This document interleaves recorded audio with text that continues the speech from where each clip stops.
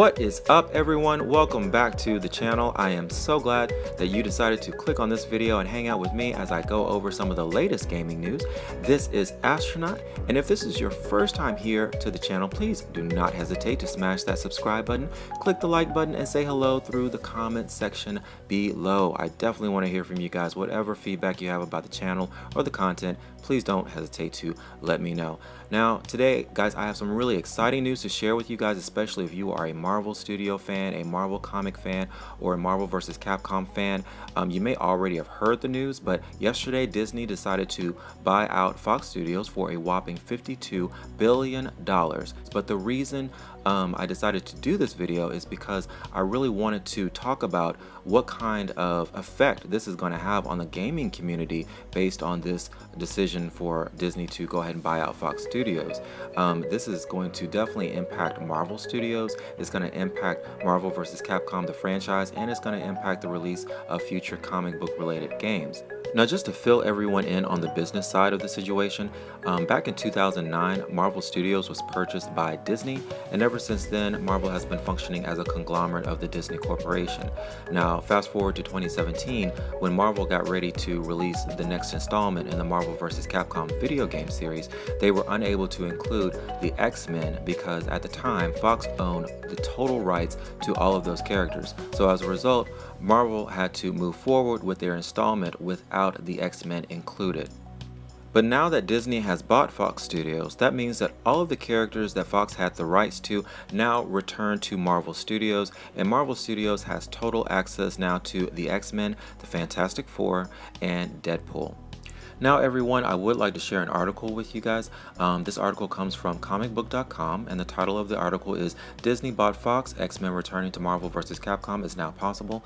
The reason I chose this article is because it does a really good job at explaining how the merger is going to affect Marvel Studios as well as the Marvel vs. Capcom franchise, and it also goes on to give us a list of possibilities as to what we can possibly expect in terms of how Marvel may take these characters and either integrate them into Marvel vs. Capcom Infinite or hold on to them for future gaming releases. So let me go ahead and get into the article. The article starts off by saying, this morning's huge acquisition between Disney and 21st Century Fox is a landmark deal. And while some business folks may be talking about its repercussions, fans are mostly thrilled by the idea that Marvel has now retained the rights to both the X-Men and Fantastic Four universes, as well as good old Deadpool. But movies and TV shows aren't the only thing that can benefit from the acquisition. With the X-Men and other characters now back in the Marvel fold, Capcom could easily benefit again with its Marvel vs. Capcom franchise, though how it will benefit has yet to be seen. The publisher released Marvel vs. Capcom Infinite earlier this year, and while we enjoyed what it had to offer, the game faced severe fan backlash because of some missing favorites including Wolverine, Magneto, Sentinel, and others that were hits in previous Marvel vs. Capcom games. Obviously, Fox holding the rights to these characters had something to do with it, but now that this merger is set to go, Capcom could very well have clearance to re-add these characters into their universe. Now it's just a question of how they'll do it. There have been rumors making the rounds that Wolverine and company could be re-added with a second season of the game. Capcom is no stranger to stretching out its fighter games with seasons, as it just announced a third one for Street Fighter V featuring the return of classic favorites like Sakura and Sagat. So the possibility of bringing a number of familiar heroes back to boost sales of the game wouldn't be unheard of, and now Fox won't stand in the way. Of course, there's also the possibility that Capcom could save the character's return for an all-new Marvel vs. Capcom game.